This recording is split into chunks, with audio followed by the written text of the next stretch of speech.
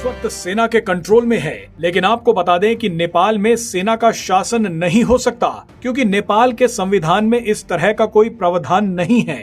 इसी बीच नेपाल से एक दिलचस्प खबर तब आई जब सड़कों पर घूम रहे हजारों नेपाली युवाओं ने ये कह दिया कि उन्हें भी अपने देश में मोदी जैसा प्रधानमंत्री चाहिए, क्योंकि पीएम मोदी जिस तरह का विकास भारत में कर रहे हैं, नेपाल को भी ऐसा ही विकास चाहिए। नेपाल के प्रधानमंत्री को भागना पड़ा, देश छोड़कर रिजाइन करना पड़ा, सारे मंत्रियों के घर जला दिए गए, पार्लियामेंट को छोड़ा नहीं गया। और जो ये प्रधानमंत्री सो कॉल्ड थे केपी शर्मा ओली, वो अब ये रिजाइन करने के बाद बोलते हैं कि भाई भारत ने मेरी गवर्नमेंट को गिरवाया है, मोदी जी ने मेरी गवर्नमेंट को गिराया है। यानी कि न्यू दिल्ली को उन्होंने ब्लेम करना शुरू कर दिया अपनी डाउनफॉल के लिए।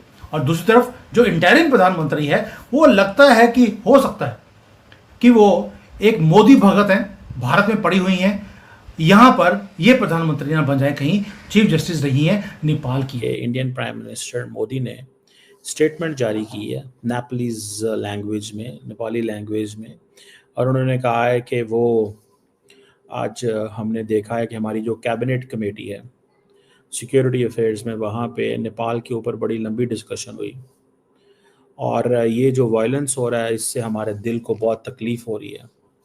उन्होंने कहा है कि मुझे बड़ा अफसोस हुआ है कि यंग लोगों की जिंदगियां चली गई। तो दोस्तों, जैसा कि आप जानते हैं, नेपाल अपने पड़ोसी देश में क्या कुछ चल रहा है। तख्ता पलट किया गया, प्रधानमंत्री फरार है, तमाम मंत्री मारे गए, और ये सारा कुछ वहाँ के युवाओं ने किया है। और इसके बाद में अब लोग इस चीज को रिसर्च कर रहे हैं कि भैया ये सब हो किसके इशारे पर रहा है। लोग अब इसमें भारत का नाम ले रहे हैं, क्योंकि लोग इसमें कहा जा रहा है कि जो ओली साहब थे, ओली शर्मा साहब, वो जो है चाइना के भी बहुत करीबी थे, कम्युनिस्ट पार्टी से थे, और साथ साथ अमेरिका के भी बहुत वो खास थे। भारत से उनका विद्रोह था, भारत को वो हमेशा अपने टारगेट पर लिए रहते थे। लेकिन एज अ इंडियन हमको पता है कि हम जो है इस तरह से किसी भी देश के अंदर इंटरफेयर नहीं करते हैं, और तख्ता पलट करवाने का काम जो है हम लोगों ने कभी नहीं किया। लेकिन अब इस पर भारत का नाम इसलिए लिया जा रहा है क्योंकि जो है भारत के एंटी थे ओली, तो अब इसको इशारे पर देखा जा रहा है, इस इशारे पर यह देखा जा रहा है। लेकिन यहाँ पर बात है कि ओली के कर्मों की सजा जो है नेपाल की पब्लिक ने ही उनको दिया है, इसमें किसी देश का कोई इंटरफेयर बहुत ज्यादा नहीं है। लेकिन फिर भी भारत का नाम बार बार लिया जा रहा है। और अब तो ओली ने खुद कह दिया है कि मेरे साथ ऐसा इसीलिए हुआ है क्योंकि मैं भारत के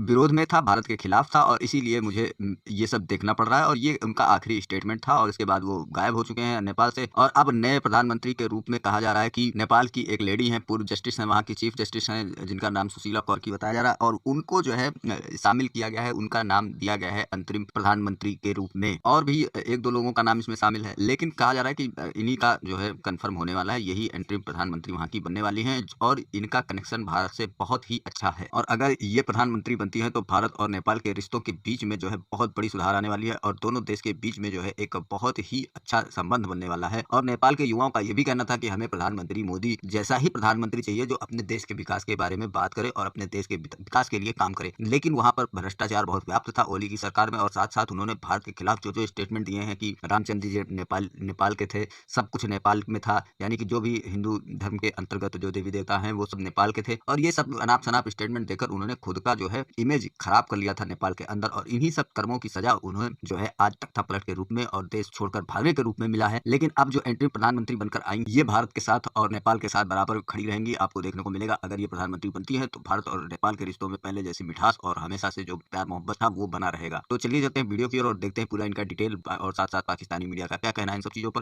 वीडियो पसंद आए तो लाइक करें, चैनल को सब्सक्राइब करें। और मोदी साहब इज सेइंग के गुड बाय ओले, ठीक है, K P Sharma Oli, good bye, you are no more you know the one जिसकी हमें कोई ज़रूरत है, आपकी में कोई ज़रूरत नहीं है, आप फारग हो गए। हाल नेपाल में ओली की वामपंथी सरकार का तख्ता पलट कर चुके नेपाल के युवाओं ने आर्मी चीफ से मिलकर अंतरिम प्रधानमंत्री के लिए एक ऐसी महिला का नाम सुझाया है जिसका भारत से बहुत गहरा रिश्ता है। नेपाल के युवा इन्हीं को अपना अंतरिम प्रधानमंत्री बनाना चाहते हैं। ये है सुशीला कार्की, जो नेपाल की अंतरिम प्रधानमंत्री बन सकती हैं। जैसे ही नेपाल के युवाओं ने सुशीला कार्की का नाम फाइनल कर दिया, उसके तुरंत बाद सुशीला कार्की ने भारत और पीएम मोदी को लेकर एक बहुत बड़ा ऐलान कर दिया। बट अगर ये बनती है लेडी तो बल्ले बल्ले है, हिंदू राष्ट्र की बात हो रही है, राजा सिस्टम वापस आ रहा है, जिसके ऊपर हमने बड़ी बात करी थी। अब आते हैं कि जो क्राइसिस है इसके अंदर ओली का दिमाग खराब क्यों हो गया। मैंने कल भी वीडियो बनाया था कि क्या ये भारत के फुटप्रिंट्स हैं जो नेपाल में हो रहे हैं, क्योंकि अगर वहां पर कुछ भी होता है, ये कम्युनिस्ट की घटिया गवर्नमेंट गिरती है, तो फायदा किसको है? चाइना तो गिरवाने की कोशिश नहीं करेगा। ये कम्युनिस्ट कंट्री जो गवर्नमेंट थी, ये तो अमेरिका को भी पूरा सपोर्ट कर रही थी। अगर बल्ले बल्ले है तो भारत की है। अब तो ओली ने भी बोल दिया कि सुमित जैन बिल्कुल सही कह रहा था, इनकी गवर्नमेंट हमने गिराई है। बट मैं इसको बिल्कुल भी एक्सेप्ट नहीं करता हूं, उसके कुछ रीजंस हैं। मैंने बोला जरूर था कि लगता ऐसे है कि फुटप्रिंट शायद भारत के हैं, इसमें अमेरिका का चाइना का हाथ नहीं लगता, लेकिन कर्म इसके खुद के थे, ओली के। उधर से नेपाल की जो आर्मी है उसने सिक्योरिटी सिचुएशन जो है वो अपने कंट्रोल में कर ली है। That is the most important thing. अभी तक की सिचुएशन में आर्मी ने स्टेप ओवर किया है, कंट्रोल संभाला है क्राइसिस का। नेपाल की जो आर्मी चीफ है उन्होंने कहा है कि प्रोटेस्ट नहीं होने चाहिए, और मोदी साहब जो हैं वो कह रहे हैं कि लॉस ऑफ लाइफ पे बड़ा नुकसान हुआ है। इंडिया ने अपनी सिक्योरिटी कमेटी का फैसला किया है और the situation is delicate. Situation जो है वो डेलिकेट है, ये मैं आपको बड़े गारंटी से कह सकता। 73 साल की सुशीला कार्की नेपाल की पहली महिला मुख्य न्यायाधीश रह चुकी हैं। वो 2016 से 2017 तक नेपाल के सुप्रीम कोर्ट की चीफ जस्टिस रहीं। चीफ जस्टिस रहते हुए उन्होंने भ्रष्टाचार के कई मामलों में कड़ी कार्रवाई की। उन्हें नेपाल में भ्रष्टाचार का विरोध करने वाला एक मजबूत चेहरा माना जाता है। और संयोग देखिए कि नेपाल में इस वक्त जो आंदोलन चल रहा है वो भी भ्रष्टाचार के खिलाफ है। ऐसे में नेपाल के युवाओं ने सुशीला कार्की पर अपना भरोसा जताया है।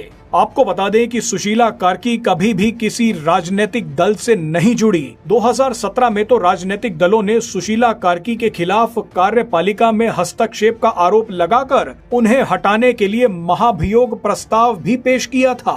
हालांकि उस वक्त भी सुशीला कार्की के पास नेपाल में इतने लोगों का समर्थन था कि तमाम पार्टियों को अपना वो प्रस्ताव वापस लेना पड़ गया। आपको बता दें कि सुशीला कार्की ने चुनावी विवाद से जुड़े कई ऐतिहासिक फैसले दिए, जिसके बाद उन्हें नेपाल में लोकतांत्रिक मूल्यों के रक्षक के तौर पर देखा जाने लगा। और अब यही सुशीला कार्की नेपाल की अंतरिम प्रधानमंत्री बन सकती हैं।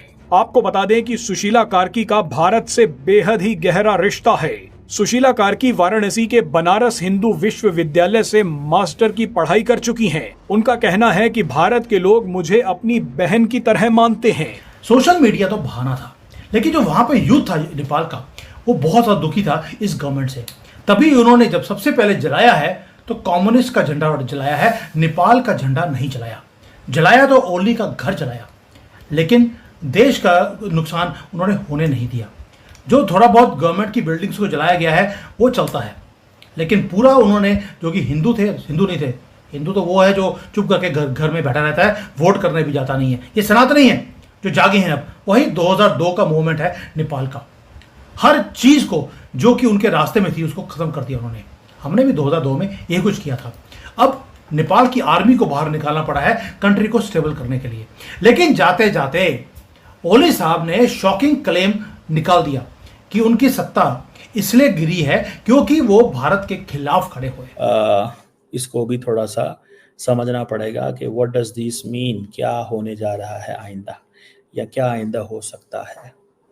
और ये जो ओले साहब हैं, ठीक है जी, ये ओले भाग गए हैं। इंडियंस पहले ही बड़े नाराज थे ओले से, ठीक है।